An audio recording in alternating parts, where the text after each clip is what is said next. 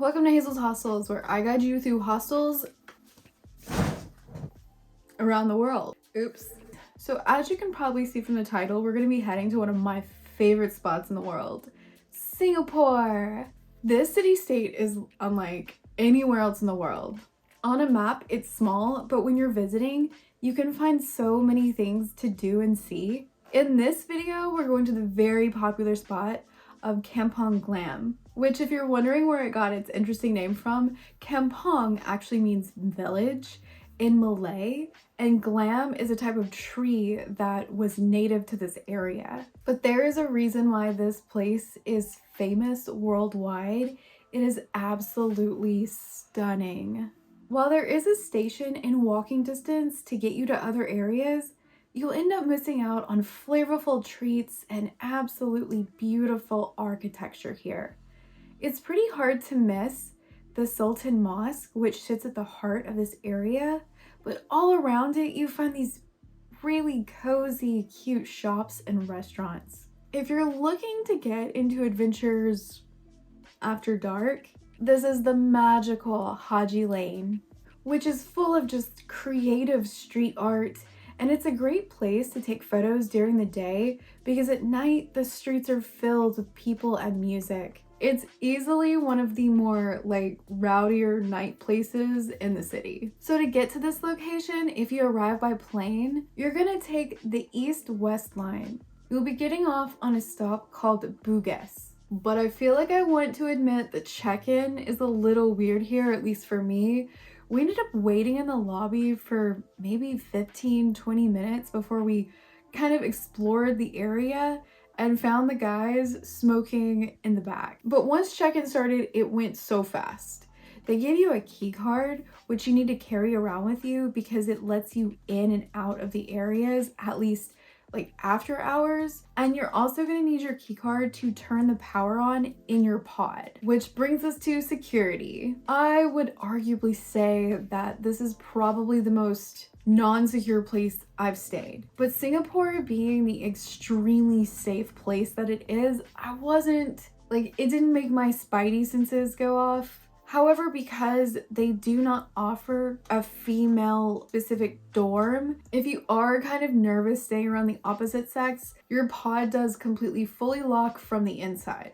And as the layout goes, I will admit this place is a little weird. You're gonna see this huge cyberpunk looking chandelier in this tiny little lobby. To get to the hostel, you're actually gonna go around the check-in desk to the hallway. If you happen to get here early and need to store your stuff, they'll totally store your luggage here, but it's in the hallway. The sci-fi vibes continue up.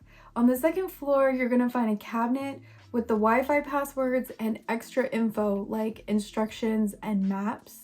Asia also has this little rule about shoes, and Singapore is no exceptions. So you'll need to leave your outside shoes here.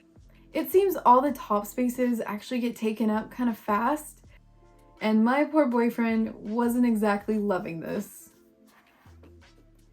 The door to the bedroom is located right next to the shoes and sometimes requires a door key to get in.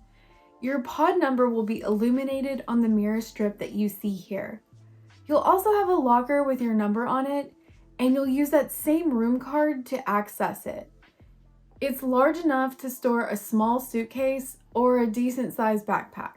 The bedroom is honestly just like another world. I kept getting swept away into a space fantasy where I was on a ship heading for distant planets. You may not be able to tell, but in this tough exterior is the heart of a sci-fi nerd. The room has quite a few of these bed pods, and some seem to be double, while some are single. We shared a room with quite a few other couples and a group of male travelers. Thankfully, I heard nothing.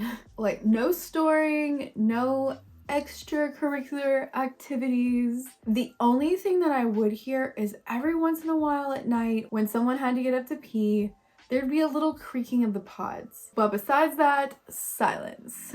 And in a hostel, that's a good thing. They have what seems to be a sturdy ladder and handrail so you can safely climb in and out, and a sliding plastic door that locks once you're inside. The single pods have these doors at the feet instead of the side, which may leave you feeling a little bit more claustrophobic, but overall, these beds were some of the more comfortable ones I've ever slept in. Like, it was like sleeping on a cloud. When you get into your pod, you'll notice pillows, a huge puffy blanket, and towels. But that's not where the amenities stop. Your pod also has some controls that you may want to be aware of. On the corner of the wall is a large illuminated mirror, and under that is a panel of buttons and switches. The first square is for 2 USB slots for phone chargers, and the head jack for the television at the foot of the bed. The next panel controls the air temp. Yep, you got temp control. Though I will say the aircon can be a little loud. The dotted lights below here are to control the brightness of the reading lamps, and these next 3 buttons are pretty self-explanatory. Sleep mode, door lock, and TV. These lights are to control the brightness of the ceiling, because even the ceiling lights up in this bitch.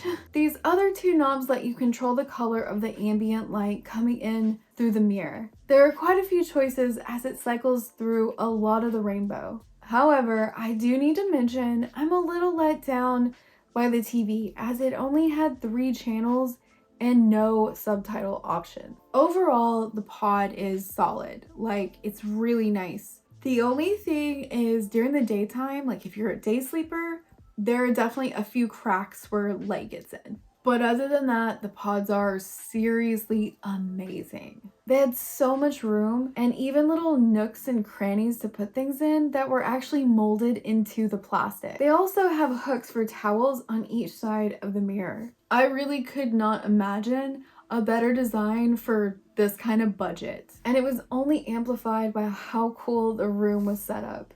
During the day, there are curtains covering the windows, only letting in star-shaped patterned lights. But this theme only blasts off even more when the night sets in, with rainbow alternating lamps set up all around the room. Towards the front, you'll find shelving where you can store anything as long as you put your name on it. And to the side here, you'll find fresh water and earplugs. The only real downside of this place is behind this door, the bathroom. The door is marked by funny little alien signs that let you know they are co-sex. When you first walk in, there's a washer and dryer, but that won't be the first thing you notice. There is a plethora of shower crocs that are wet and moldy and smell. It smells really bad in here. But this was like way back when I stayed there, and hopefully that issue has been resolved. That, however, is not the whole issue. I'll show you what I mean. Behind each stall, you have a shower, and then you have a curtain, and then you have a toilet. And then behind that, they have the open window that is supposedly to help with the mildew. However, Singapore is really damp, so I'm not sure it's working. And so everything is just kind of damp, which isn't necessarily a problem when you're getting in and out of the shower, but definitely becomes one when you just need to like go pee in the middle of the night. I didn't like that. If you keep going towards the back of the bathroom, you're gonna find another room that is like a mini hangout. It's not really big enough to be called a common room though, but maybe a place to take a phone call if you need it.